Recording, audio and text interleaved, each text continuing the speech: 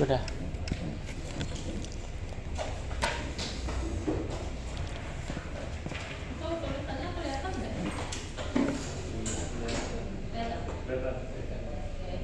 Assalamualaikum warahmatullahi wabarakatuh. Waalaikumsalam warahmatullahi wabarakatuh. Kita ketemu lagi dengan materi perkuliahan PBA, kelas PBA. Untuk materinya kali ini adalah materi klasifikasi teks ya, dengan TF, IDF dan naik biasnya. Nah, bagi yang pengen ambil mengenai teks, terjemah, klasifikasi teks, analisis sentimen, mungkin bisa lebih diperhatikan. So, kali ini kita masuk ke klasifikasi teks dengan TF-IDF dan naik bias. Untuk TF-IDF, saya nggak akan bahas lagi secara detail karena sudah sebelum TF materinya. Ya, jadi nanti kebanyakan nanti untuk TF-IDF kita hanya dapatkan hasilnya aja. Hasil perhitungannya Anda sudah tahu. TF itu adalah term frekuensi, IDF itu adalah input dokumen frekuensi. Cara mencarinya nanti berapa sering muncul dibagi jumlah datanya, jumlah dokumen, bukan data ya, jumlah dokumen, atau nanti dari IDF-nya adalah logaritma. Log berapa kali dokumen dan datanya. Nah, untuk klasifikasi teks, ya, untuk klasifikasi teks, alurnya nanti seperti ini. Alurnya adalah Anda harus punya dulu data teksnya.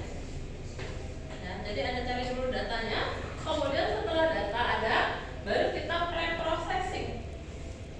Pre-processing juga stepnya sudah sebelum UTN. Apa dulu step pre-processing? Timing limit. Tema. Cleaning data. Cleaning data. Apa yang di cleaning? Anda baca. Nah, setelah cleaning,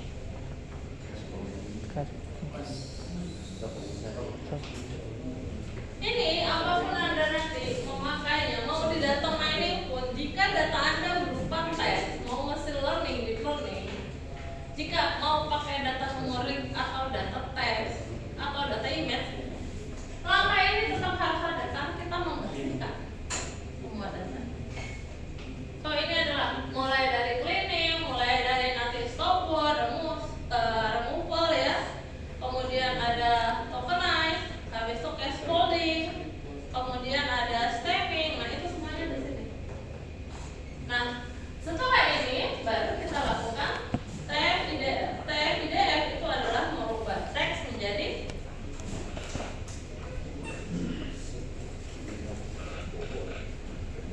data apa? Kita punya teks, sudah di cleaning, sudah di pre-processing, ya. Kemudian kita TF-IDF. Berarti itu merubah apa? Data teks menjadi data number. Kenapa? Karena TF-IDF nanti nilainya adalah bisa 1, 2, 0, itu kan? Sekarang kita rubah dulu dia frekuensi yang ada atau tidak. Nah, setelah kita lakukan TF-IDF, TF-IDF itu bukan hasil klasifikasi. TF itu bukan pembobotannya, bukan kelasnya. Tapi TF-IDF itu adalah merubah data teks menjadi data numeriknya. Nah, klasifiernya mana?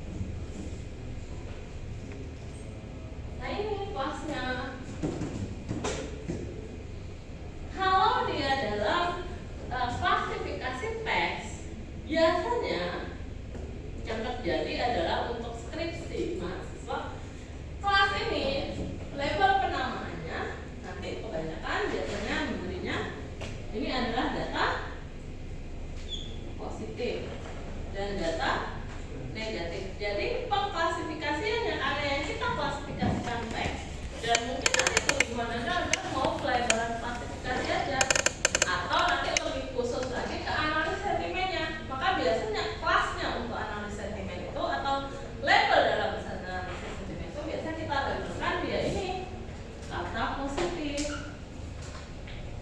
yang ini kata negatif.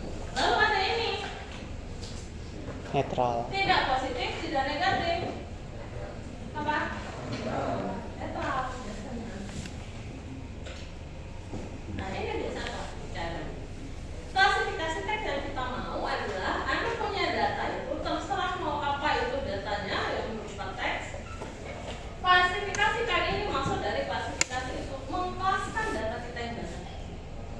Sehingga nanti kalau ada input baru, anggaplah ini sudah jadi sistemnya. Di sini adalah input yang mau dimasukkan oleh user. Ya, input misalnya ada kalimat, dia masuk ke sini, dia akan mengklasifikasikan kalimat baru ini itu masuknya ke kelas mana. Itu adalah klasifikasi teks yang dimaksud secara gambaran. Maka data teks di preprocessing lalu kita TF-kan, kita ubah bentuknya ke numerik biar mudah aja. Lalu itu naik biasnya baru lakukan evaluasi modelnya. Evaluasi model adalah maksudnya kalau ini nih si data baru ini masuk, nah dia akan masuk ke dalam kelas mana ditentukan. Misal ternyata untuk kalimat X ini, inputan X ini dia masuk ke kelas netral misalnya, diklasifikasikan ke netral, maka kita evaluasi berapa sih apanya yang berapa sih precisionnya, presisi. Kalau di Indonesia kan presisi berarti ketepatannya kan. Nah, seberapa tepat kata itu bisa masuk sini, berapa presisinya, berapa recall-nya ya, ada presisi, ada recall, ini bukan P tapi ada aku. Nah, ada F1 score-nya lagi nanti. Nah, ini adalah salah satu evaluasi yang paling sering dipakai untuk klasifikasi teks. Kalau presisi adalah ketepatannya, kalau recall adalah berapa banyak data yang terpanggil saat kita eksekusi itu. Akurasi adalah tepat apa? Akurat atau tidak? Valid atau enggak? Nah, ini yang dimaksud dengan evaluasi. Jadi nanti yang kalian pakai pada saat klasifikasi teks ya enggak cuma pakai ini. Jadi kemarin ada mahasiswa yang salah persepsi metopennya.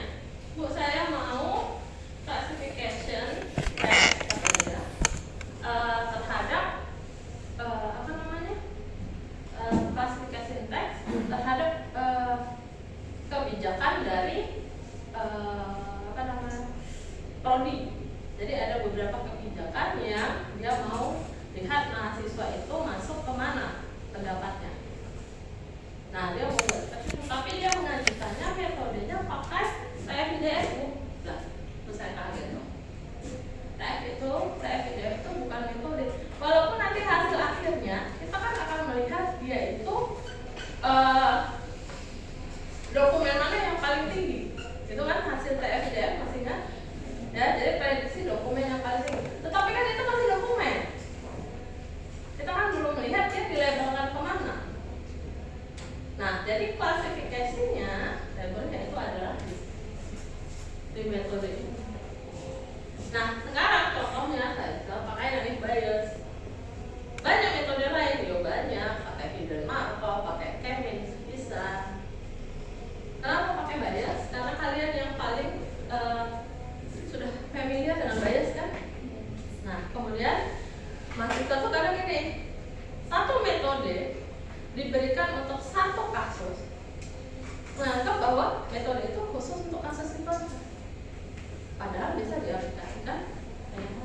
Rata-rata kan AI bias prediksi itu biasanya untuk diagnosa lah apa sebagainya. Nah, pada nggak tahu bahwa bisa juga digunakan untuk klasifikasi teks. Jadi biar fleksibel bahwa dirubah pun kasusnya, maka metode itu bisa. Nah, ini yang akan kita pelajari.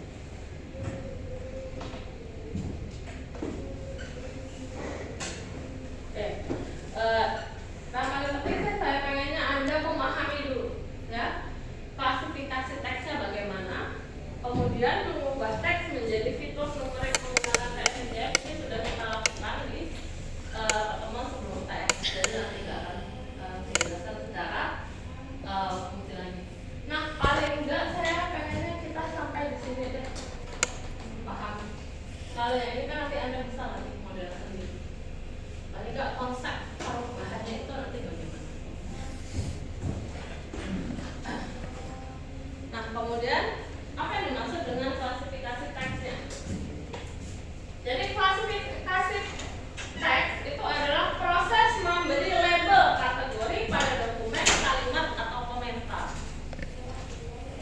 Nah, kadang tuh mahasiswa bingung saat menjelaskan bahwa Bu, saya itu klasifikasinya ada 3. Nggak usah 3 deh, biasanya tuh bilangnya awal-awal metode itu. Bu, saya klasifikasi teks saya nanti ada 2.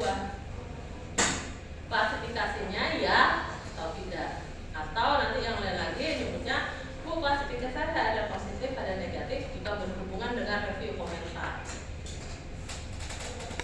Nah, mereka bilangnya itu klasifikasi. Terus saya tanya, kalau gitu labelnya apa, Mas? Bingung. Bu, nggak ada pakai label. Kalau nggak ada pakai label, kamu keputusannya gimana? Ya, hasil outputnya ya itu tadi, Bu, positif, negatif. Ya, dan padahal pengertian label dan klasifikasi itu dalam proses klasifikasi teks itu sama. Kelasnya itu berarti kan kita punya kelasnya apa? Itu kan keputusannya, kan? Labelnya kita kasih label di kelas. Makanya di sini dikatakan adalah klasifikasi teks adalah proses memberi label kategori pada dokumen, kalimat, atau komentar yang dimaksud. Nah, bagaimana caranya? Prosesnya itu seperti ini: input teks mentahnya, apapun itu inputnya di teks. Ya, ada apakah bentuknya nanti komentar? Ya, bagaimana Bu kalau saya data awal saya, data mentah saya, data komentar? Ya udah, Anda crawling cari komentar di mana. Kalau saya mau pakai sosial media misalnya TikTok, berarti di TikTok itu Anda crawling tuh data komentar yang ada di situ. Nah, itu data, itu namanya data komentar. Sudah kan bisa crawling? Di awal praktikum kan yang diajari crawling dulu. Ya, jangan lupa tuh crawling data dulu gimana. Kemudian data berita berarti ya Anda ambil berita news. Kemudian data email bisa diambil Bu, ya bisa data email. Ya, untuk apa? Biasanya kalau data Anda punya email, ya ini biasanya untuk deteksi prediksi spam atau tidaknya email.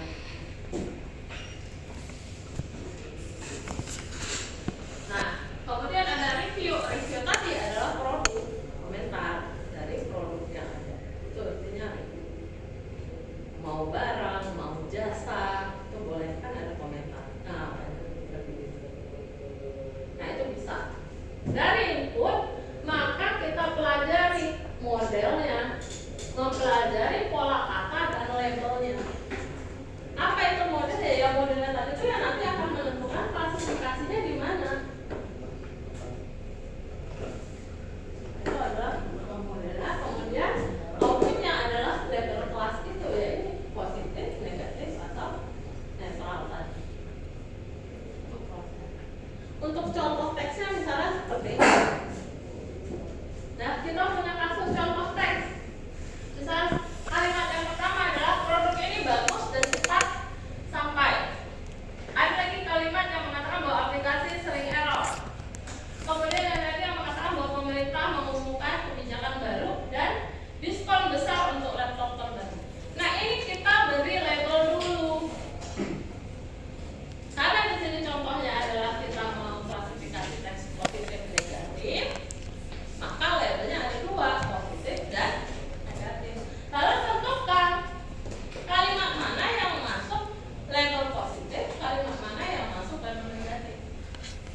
Di sini sudah diberikan positif, negatif, politik, kemudian teknologi. Sorry, labelnya banyak ya, bukan positif, negatif. Dia sesuai bidangnya. Nah, sekarang yang pengen saya tahu adalah bagaimana dia bisa dimasukkan labelnya ke positif untuk kalimat pertama. Caranya bagaimana? Ada yang tahu? Kenapa kalimat pertama masuk ke positif, kalimat kedua masuk ke negatif? Dilihat dari mana? Arti kata. Ada yang tahu? Dulunya? Ada kata bagus. Apa? Nah? Ada kata bagusnya Ya. yang pertama. Ada kata bagus dan ada kata cepat. Bagus dan cepat biasanya kita labelkan ke negatif dari mana? Error. Error. Bu, itu dari mana menentukannya? Anda yang menentukan sendiri, kan Anda yang mau buat sistemnya. Jadi ini nggak ada, tidak ada aturan bakunya ya, resminya, tetapi dari real kehidupan sehari-hari kita. Ya kalau yang mau dicari kamus katanya silakan ke kamus bahasa Indonesia. Kamus besar bahasa Indonesia, situlah kita cross checknya. Makanya kalau mau label, Bu, saya punya data 10.000 setelah pre-processing, data saya 10.000. Yang saya pakai, saya mau label ini nih, Bu. Karena saya cuma teks untuk komentar, ya. Jadi saya cuma mau 3 aja, Bu. Positif, negatif, netral.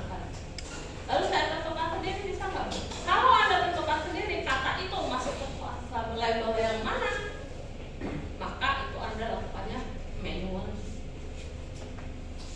Buatlah Excel, buatlah nanti sheet kolom 1 positif, negatif, Anda tandai bagus itu semua 10.000 kata itu. Sanggup? Enggak. Ada loh senior Anda untuk 17.000 kata label manual. 2 bulan selesai. Label. Kenapa? Karena kalau pakai Python punya ya, Python punya ya, punya labelnya, itu label. Tetapi untuk bahasa Indonesia kurang akurat. Jadi dia maunya akurat banget. Kok dia sendiri dengan profesor dosen bahasa Indonesia, mereka berdua mulai. Nah itu berarti dia memakai pangkat. Boleh, sama boleh. Makanya hasil pilihnya dia saat disidangkan akurasinya bagus. Kita tanya kok, Mas, saya mau ujinya, saya nanya, Mas kenapa kamu pakai manual? Berapa lama? Dia senyum, sudah 2 bulan, Bu. Wah, kita bilang dosen uji. Kenapa effort banget kamu? Karena setelah pakai Python, Bu, itu dia kan bahasa Inggris. Dia kan dasarnya bahasa Inggris. So, untuk labelan dia kurang ke bahasa Indonesia nya. Tapi kalau ke bahasa Inggris dia oke. Makanya saya manual. Wah, kamu kan. Makanya masa pengerjaan itu kan ada ya, masa pengerjaan skripsi. Kalau 6 bulan kan A, lewat 6 bulan kan nilainya turun ya, dari A minus. Nah dia 5 bulan dengan manual. Wah ini kan keren juga ya. Dan benar-benar seru. Jadi ya hasilnya apakah dia dapat A. Nah kadang kita dosen, kita itu melihat, ya boleh kita melihat sampai akhir, tetapi kita akan melihat awalnya pre-processing dulu. Berhasil nggak pre-processing Anda? Kalau di pre-processing Anda sudah salah, hasilnya kan malah kurang. Jadi pahami konsep. Nah ini labelnya. Berarti labelnya dia kata bagus itu kita sering mengarah ke yang baik-baik kan, positif. Error itu biasanya ada kesalahan. Nah kenapa dia ambil politik? Dari kata mana? Pemerintah, pemerintah, Pemerintah dan kebijakan. itu biasa mengarah ke politik. Kemudian dokumen diskon besar atau laptop terbaru? Laptop. Ya, laptop. Laptop. Jadi ada nggak sih Bu label yang ini harus ke positif, ini harus ke negatif? Ya enggak.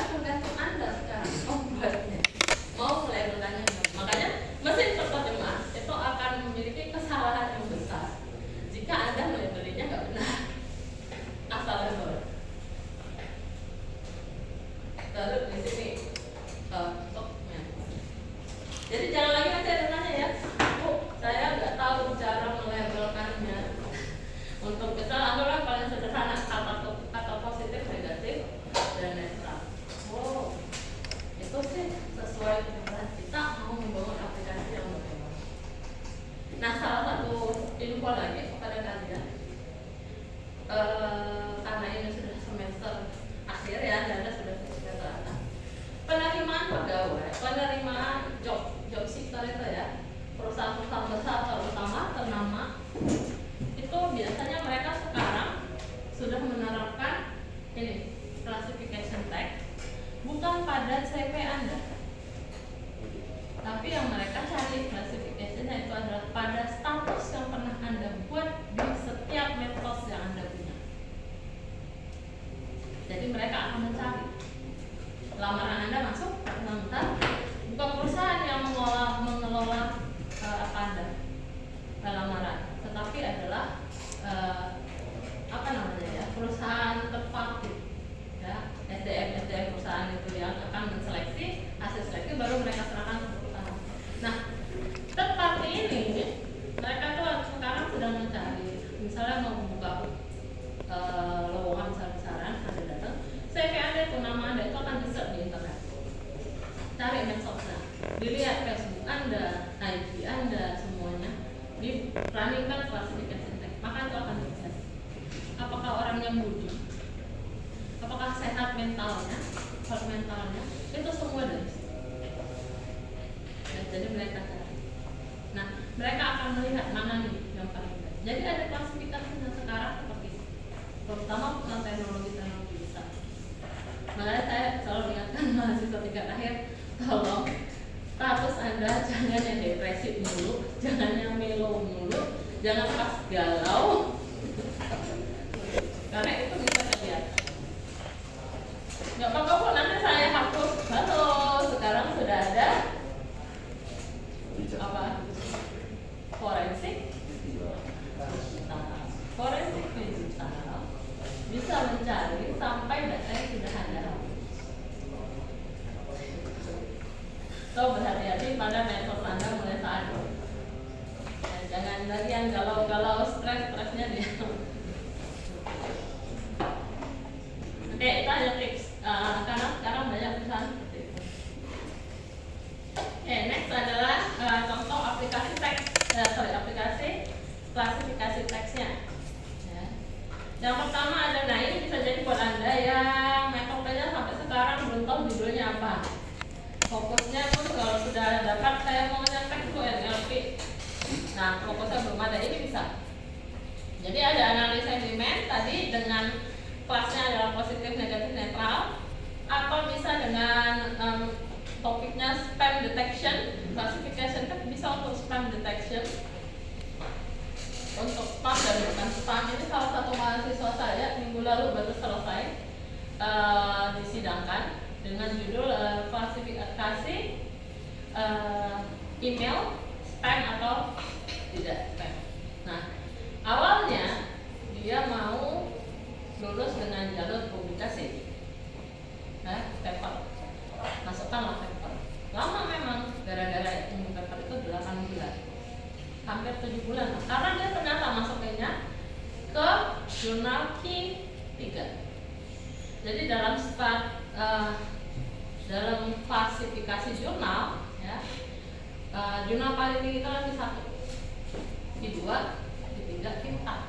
Baru nanti ada Sinta Indonesia punya, Sinta 1, Sinta 2. Dia masuk langsung ke Q3.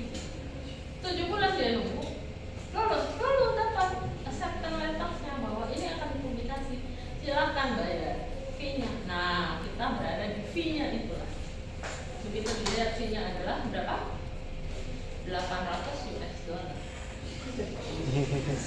Sementara dolar sekarang sedang naik.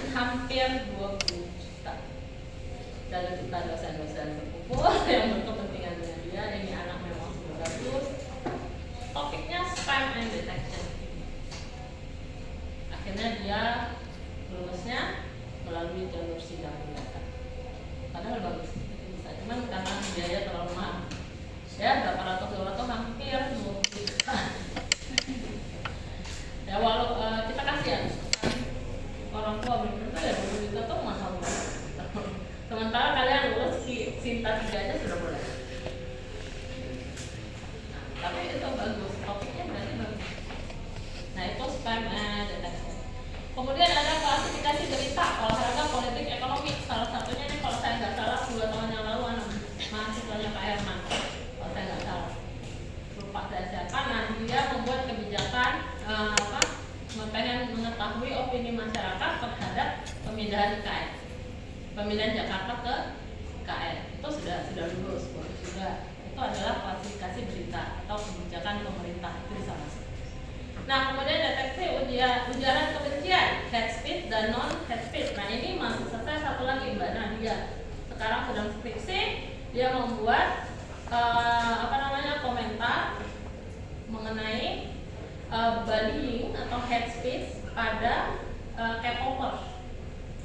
Jadi kayak kemarin si Blink dengan si netizennya Korea, pernah kan dengar istilahnya berantem itu? Nah dia buat itu, lalu dia hubungkan ke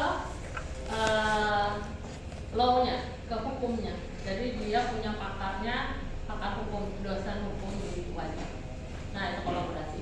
Sudah hampir 90% sudah selesai. Kemarin hasil akurasi dia baru baru berikan ke saya, ya, dipertunjukkan performa akurasinya, dan hasil akurasinya bagus 98%. Nah itu untuk head. Kemudian ada intent classification, tanya jadwal, komplain, pesan tiket. Ini di saya belum ada. Nah, saya nggak tahu apakah di Bu Dewi ada mahasiswanya untuk semester ini untuk topik ini. Nah kemudian ada topik labeling untuk pendidikan, kesehatan, teknologi. Nah ini sedang tren topik labeling pendidikan, kesehatan, teknologi, terutama di kesehatan. Dan ini sangat keren sekali karena sekarang ada namanya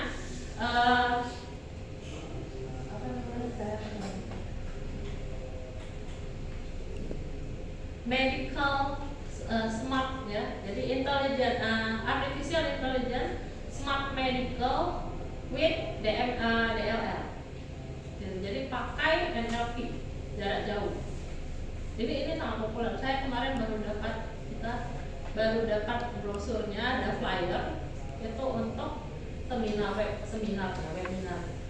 Gitu. Ternyata di luar negeri sekarang sedang banyak NLP dijoinkan dengan kesehatan. Gitu. Karena setelah Cina berhasil melakukan operasi jarak jauh terhadap pasien di Inggris. Pernah baca beritanya? Nah, sejak itu tren kesehatan NLP digabung itu sangat meningkat. Nah ini adalah contoh-contoh klasifikasi teks. Silakan bagi Anda yang mau, yang sudah ambil metode, saya sudah ambil metode bagi. Ya. Ini ada. Nah kemudian kalau studi kasus analis sentiment review, dia seperti ini studi kasusnya. Ya, jadi kelihatan nggak sih? Jelas. Jadi ada text review misalnya, ya di sini ada sekitar 6 text review.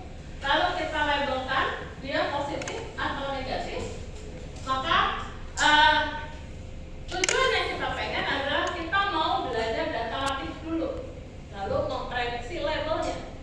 Nah, klasifikasi teks yang kita perlukan adalah data.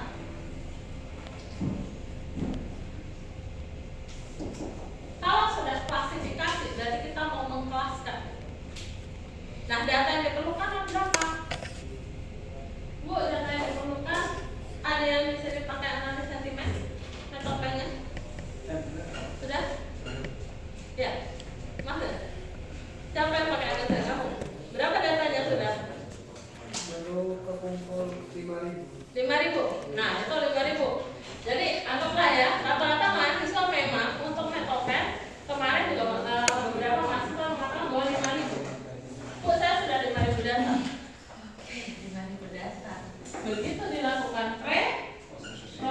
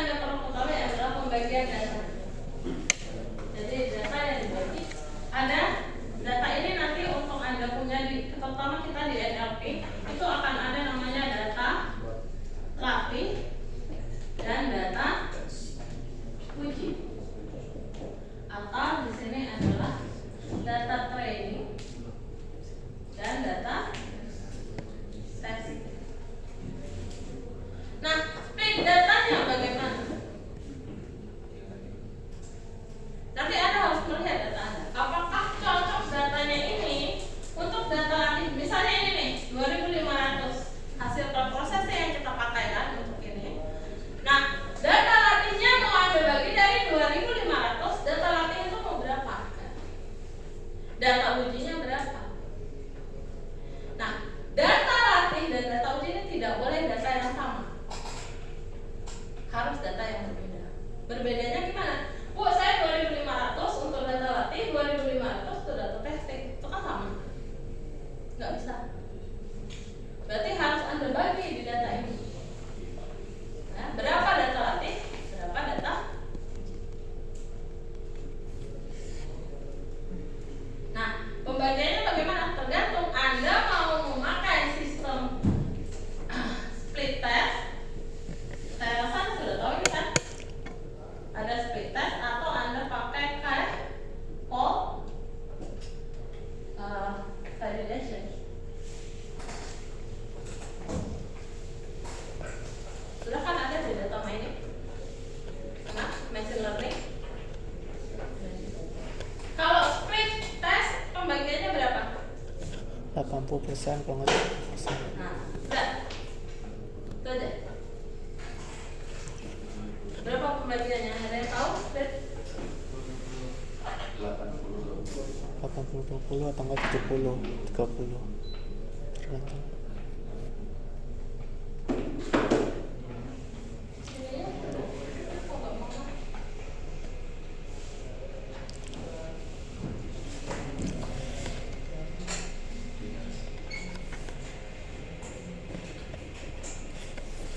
Kalau bukan split test data ya.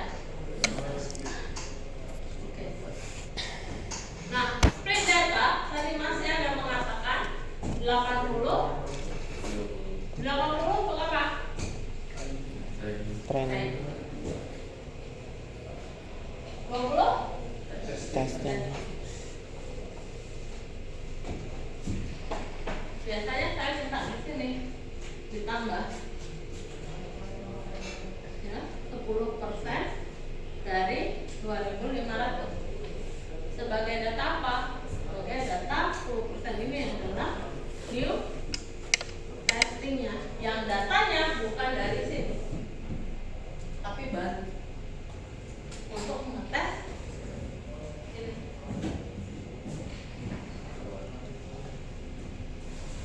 Tes accuracy-nya bukan pakai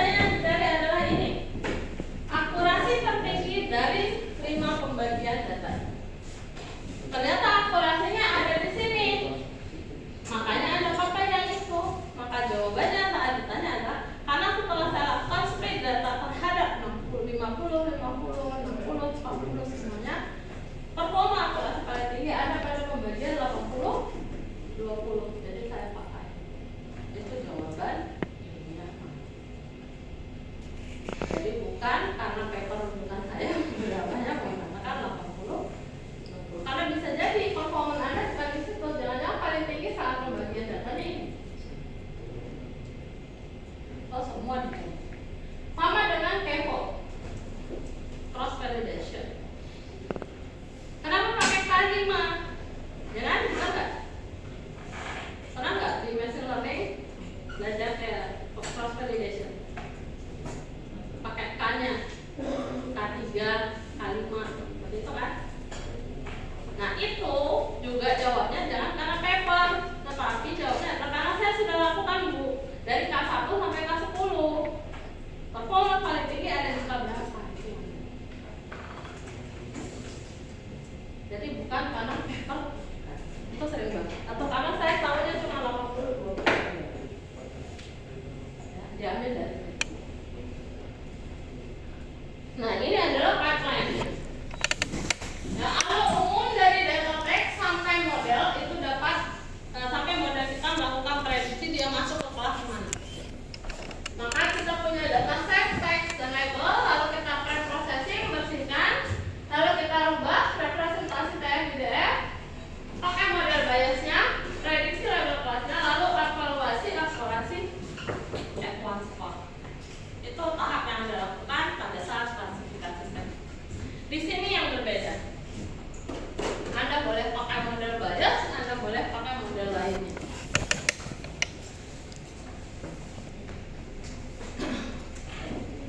Ini tahap pre-processing, saya akan loncat aja karena sudah Anda lakukan di sebelum UTS.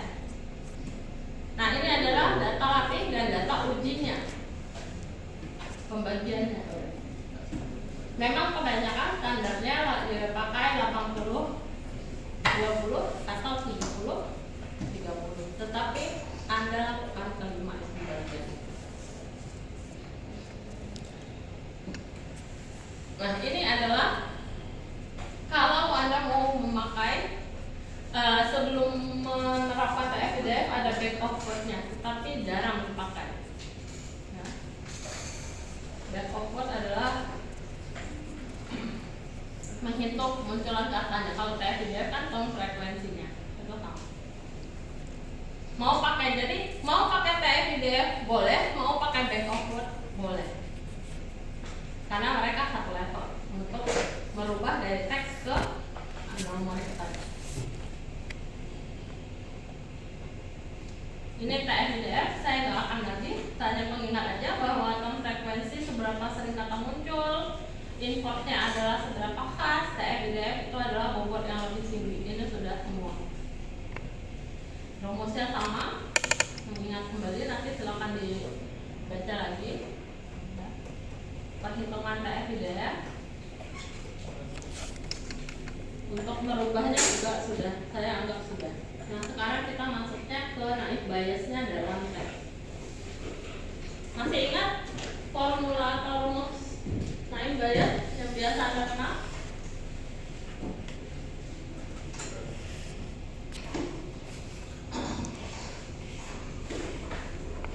Biasanya rumus yang Anda tahu kalau naik bias itu ya pakai nanti lagi.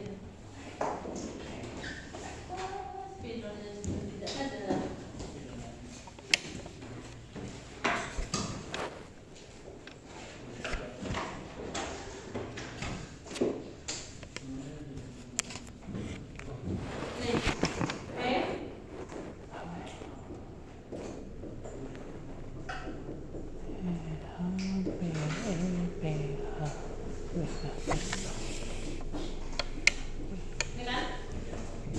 Ini adalah rumus bias general.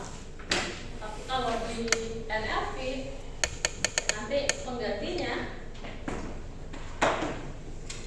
adalah probabilitas kelas terhadap dokumen.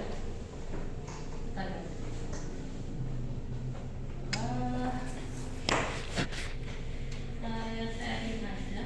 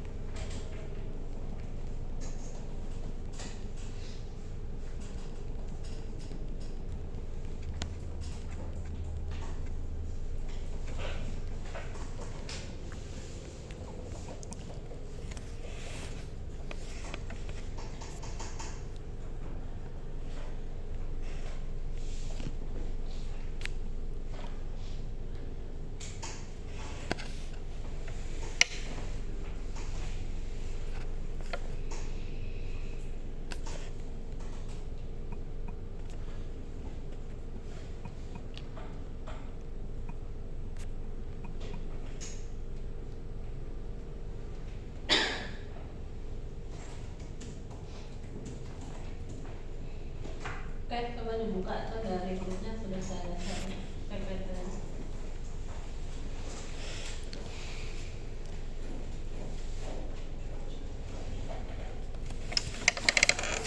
Sudah.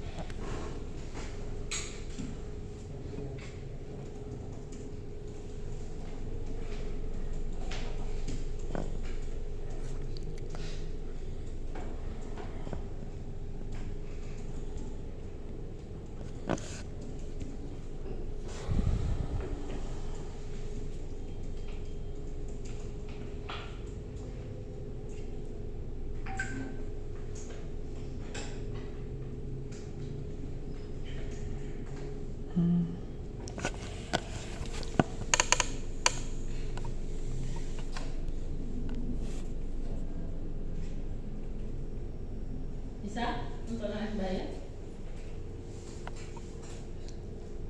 masuk di slide nomor 16.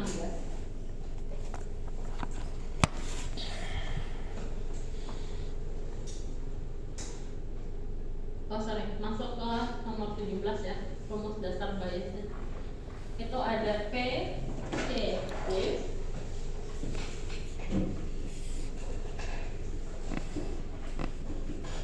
sama dengan P, D, C ya. P, C ya.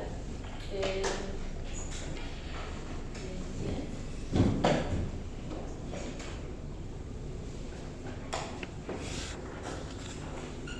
Dikali PB per PJ. Nah, jadi apa maksudnya? Oh, saya balik PJ nya.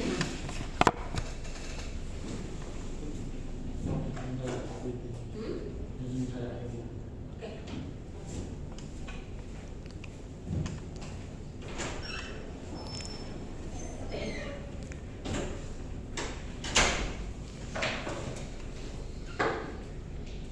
Probabilitas C terhadap D itu adalah peluang kelas C setelah melihat dokumen D. Jadi di sini kita akan memprediksi, ya, memprediksi probabilitas dari dokumen itu masuk ke kelas mana. Ya.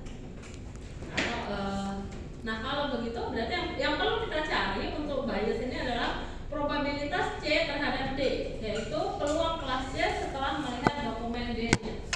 Itu yang mau kita cari dengan mengetahui probabilitas C-nya dulu, probabilitas kelasnya, kemudian probabilitas D terhadap C itu adalah likelihood, artinya peluang dokumen muncul pada kelas D.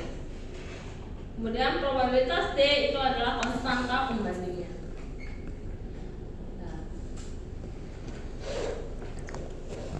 Nanti yang akan kita pilih adalah kelas dengan skor terbesar. Nah, untuk slide 18 itu nanti untuk multinominal naik bias X-nya. Kalau Anda memakai tadi text to numeriknya adalah Anda pakai metode type IDF, maka itu cocok untuk multinasional naik bias. Maka rumusnya adalah skor C dikali probabilitas C.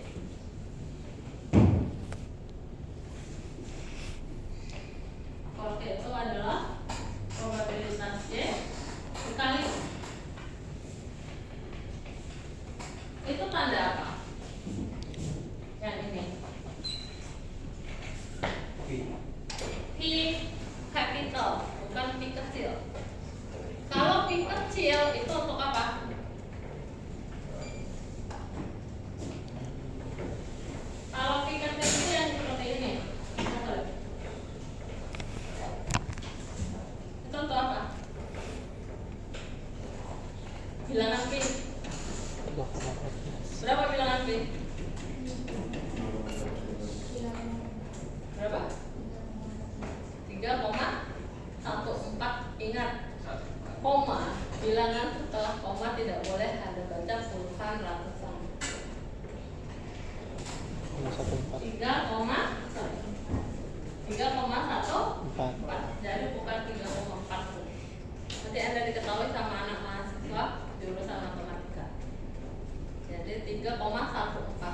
3,2456. Jangan 3,2400.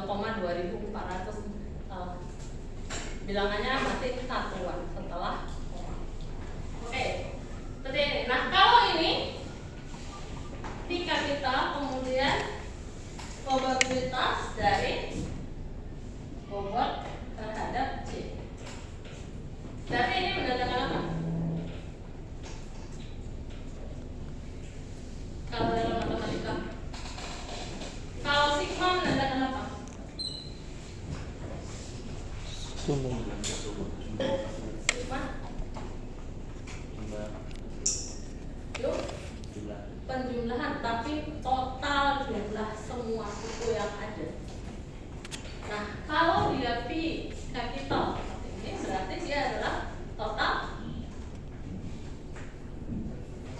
perkalian seluruh. Sigma untuk penjumlahan total, P besar untuk perkalian. Dan ada berapa suku nanti di sini setelahnya, maka itu dikalikan semua. Itu mah. Nggak bisa lagi ya? Oke, dari situ Anda bisa lihat untuk probabilitas C, maka kalkulasinya adalah proporsi dokumen pada kelas tertentu dalam data latih. Sedangkan probabilitas WI terhadap C itu adalah probabilitas kata WI muncul pada dokumen di kelas C.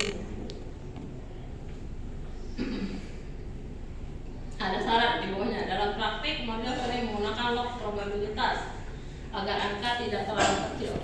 Nah, kenapa kita pakai log? Log score itu nanti untuk menghindari nilai 0. Kalau ada probabilitas 0, jika katanya nggak pernah muncul, berarti kan nilainya 0. 0 dikali 0 berapa? No. 0 kan? Nanti sehingga kita nggak bisa. Nah, kita menghindari itu. Kalau kita menghindari 0 itu, maka kita pakai lognya. Maka untuk contohnya itu ada di slide 19. Contoh data latih overnight bias, anggap kita punya 9 data review. Lalu dilabelkan, ada yang positif, negatif. Kemudian kita punya kelasnya, yaitu kelas positif, negatif. Maka dari 9 data yang kita punya, jumlah dokumennya itu ada 3 di positif, 3 di negatif. Nah, lalu kalau ada contoh kata dominan yang menunjukkan bahwa dia positif, itu ada pada kata bagus, cepat, sesuai, mudah. Nah, biasanya 4 kata ini menunjukkan label positif. Sedangkan untuk label negatifnya itu biasa kalau ada kata rusak, lambat, buruk, mengecewakan. Nah, sekarang yang mau saya tanya, kalau ada kata sedih, masuk ke label atau kelas mana? Sedih.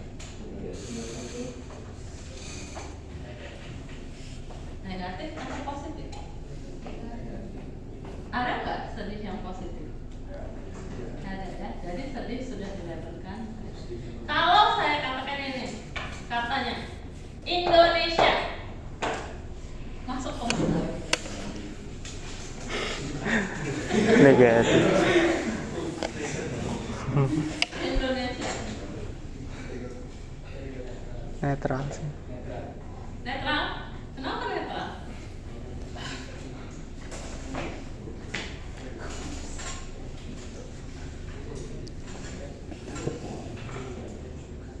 Jadi Indonesia dari beberapa eksperimen yang dilakukan, kalau kelasnya kita punya kelasnya negatif, positif, netral, ya. Dari beberapa eksperimen sudah dilakukan mahasiswa, Indonesia itu masuk ke 3 kelas. Dia bisa positif, dia bisa negatif, dia bisa netral. Sekarang menentukannya yang mana? Ya tadi pakai probabilitas. Dia besarnya probabilitasnya di kelas mana? Itu yang kita pakai. Jadi nanti Anda akan menemukan ya saat Anda training itu data latih. Nah, kuncinya itu di data latih dan data testing tadi. Di situ nanti akan kelihatan. Bu, banyak datanya, katanya yang masuk ke 3 label ini, Bu, positif, negatif, netral. Iya pasti ada, tapi kita lihat probabilitas. Persennya tinggi di mana? Ya. Makanya enaknya probabilitas prediksi itu yang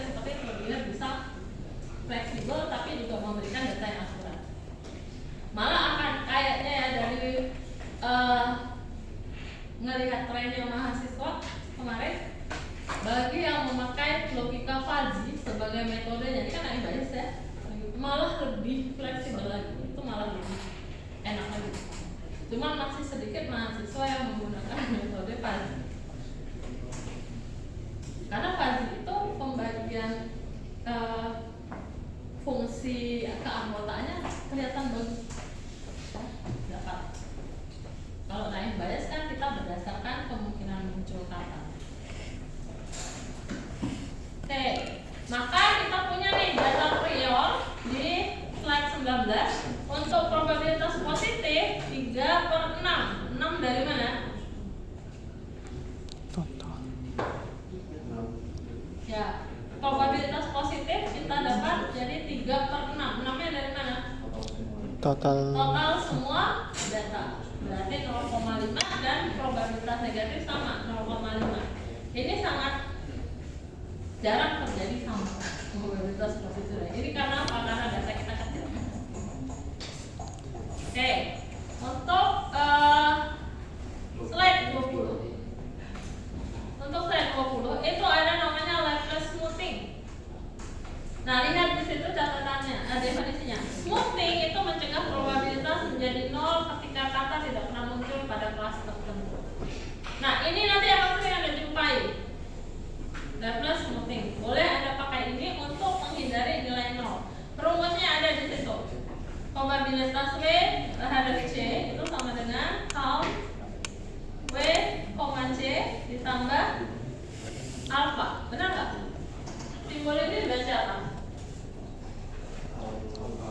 Alpha. Ini kan simbolnya.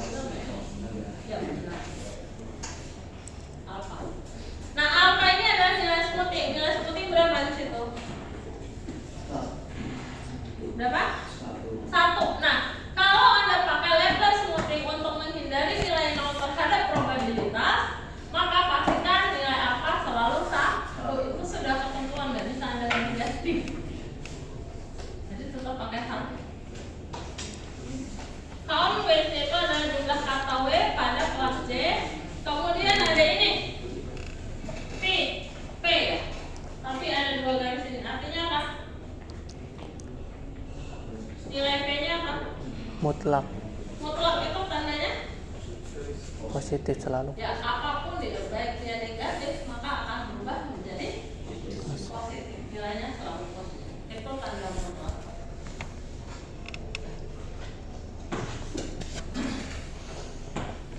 Kenapa pakai smoothing? Itu tadi lihat di sebelahnya, di bagian warna peach itu ya. Nah, pink. Masalah tanpa smoothing itu anggaplah contohnya jika kata lambat. Jika kata lambat tidak pernah muncul di kelas positif, maka probabilitas lambat terhadap positif itu 0. Akibatnya skor kelas positif langsung menjadi 0 karena kita tadi semuanya mengalihkan. Apapun nilainya, kalau dikalikan dengan 0 hasilnya 0. 0. Makanya kita pakai Laplace smoothing.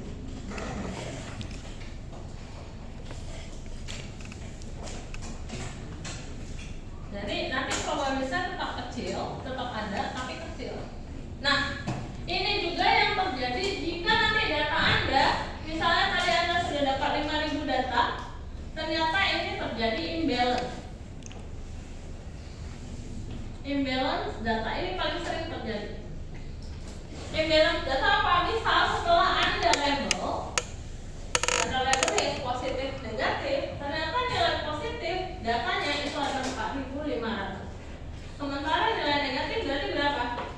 500. Nah, ini imbalance data. Kenapa? Ketimpangan data sangat tinggi. Padahal sudah labeling manual Bu saya. Ini kejadian selalu. Nah, bagaimana untuk mengatasi imbalance? Silakan cari metode-metode mengatasi data imbalance. Salah satunya nanti bisa dengan metode statistika. Jadi ini Anda sudah main topeng, mungkin belum masih dikit data, tapi saat skripsi terjadi nanti bisa. Nah, kebanyakan kemarin itu 8.000 data nanya pakai, ternyata 6.000 itu positif, negatifnya itu sekitar 1.900 berapa, netralnya berapa. Nah, itu yang terjadi imbalance data. Dia pakai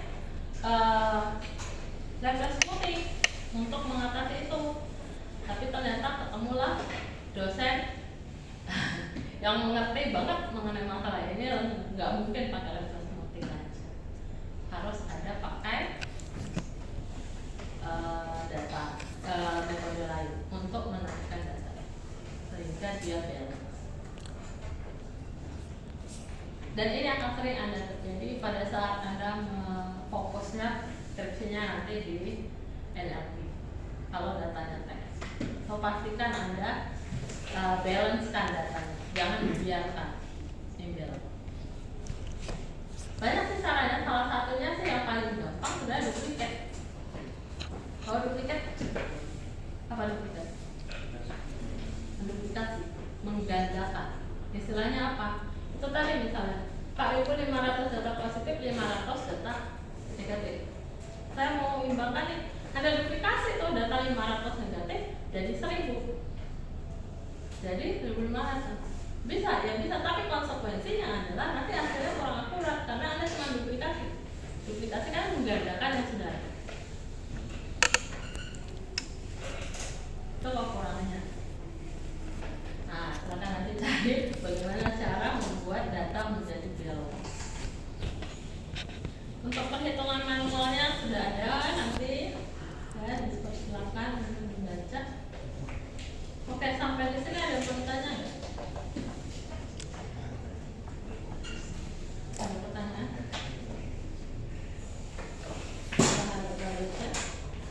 Nanti ada metode penghitungannya ya. Karena ini mati saya nggak bisa lagi tadi. Di sini juga sudah close game. Nanti saya akan kirimkan video perhitungan naik bias itu biar bisa diikuti langkahnya. Karena yakinlah soal luasnya masuk ini. Karena soal sudah sedang dalam draft pembuatan. Pertemuan terakhir kapan? Minggu depan.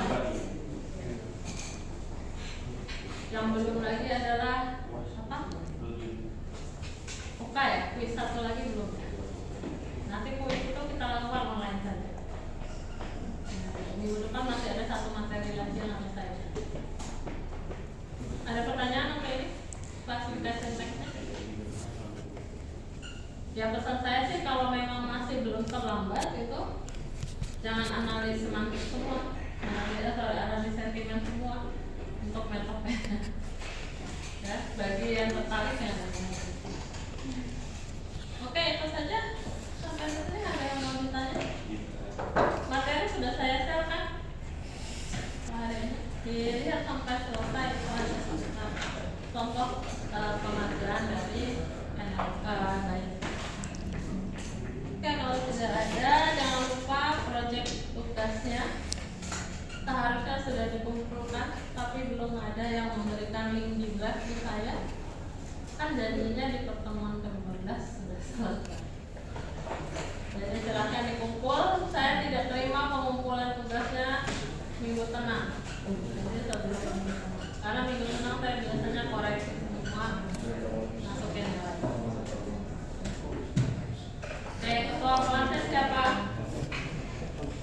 Ada ketua kelasnya di sini?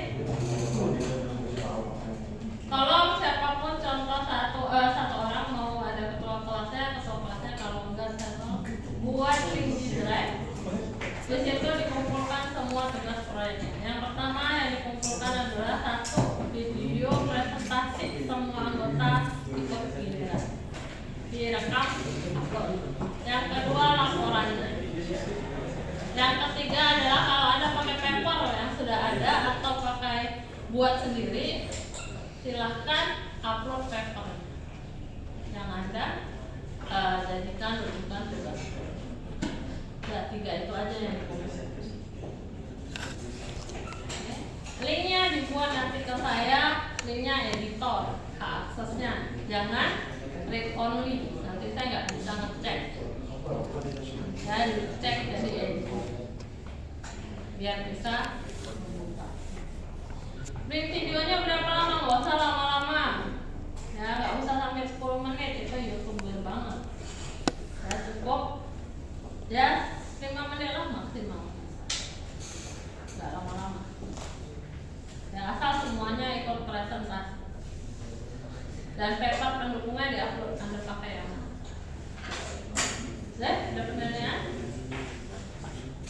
Kalau tidak ada, bisa saya tutup untuk materi yang pertemuan ini. Assalamualaikum warahmatullahi wabarakatuh. Sampai ketemu lagi. Waalaikumsalam warahmatullahi wabarakatuh. Silakan bagi yang mau duluan pulang nggak apa-apa.